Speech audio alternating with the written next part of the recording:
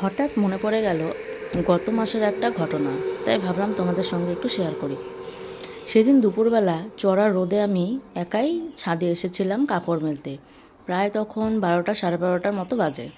চারপাশটা একদম নিঝুম ছিল। হঠাৎ খুব স্পষ্ট গলায়, যেমন পেছন থেকে কেউ আমাকে একজন ডাকছে আমার নাম ধরে, ঠিক যেমনটা মা আমাকে ডাকে। আমি ভাবলাম মা হয়তো নিচ থেকে ছাদে এসেছে। সাড়া দিয়ে যেই পেছন দিকে তাকালাম, দেখলাম পুরো ছাদ ফাঁকা, কেউ কোথাও নেই। গাটা কেমন যেন ছমছম করে উঠল।